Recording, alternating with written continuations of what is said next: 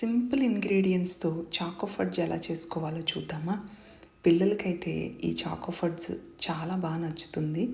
దీనికోసం ఒక బౌల్లో కొంచెంగా బటర్, కండెన్స్డ్ మిల్క్, నేను డార్క్ చాక్లెట్ తీసుకున్నాను. మీకు కావాలి అనుకుంటే సెమీ డార్క్ కూడా తీసుకోవచ్చు. కొంచెంగా వెనిల్లా షుగర్ అలాగే సాల్ట్ వేసి స్టవ్ మీద పెట్టి ఫస్ట్ చాక్లెట్ మెల్ట్ చేసుకోండి. చాక్లెట్ అంతా మెల్ట్ అయినాక ఇంకొక 5 మినిట్స్ లో ఫ్లేమ్లో కుక్ చేసుకుంటే మనకి ఇలాగ గ్లాసీ టెక్స్చర్ వచ్చి ప్యాన్ నుంచి సపరేట్ అవుతుంది.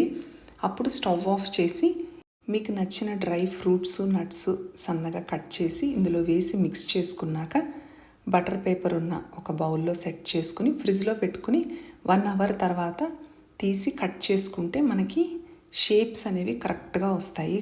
కట్ చేసుకోవటానికి క్యూబ్స్ కానీ మీ ఇష్టం, మీకు ఎలా షేప్ కావాలంటే అలా షేప్ కట్ చేసుకోండి.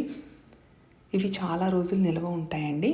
ఫ్రిడ్జ్లోనే ఉంచండి. రూమ్ టెంపరేచర్లో ఉంచితే చాక్లెట్ మెల్ట్ అయిపోతుంది. ఈ రెసిపీ ట్రై చేయండి. ట్రై చేస్తే ఎలా వచ్చిందో కామెంట్ చేయండి. వీడియో నచ్చినట్లయితే లైక్ చేయండి, షేర్ చేయండి. Thank you.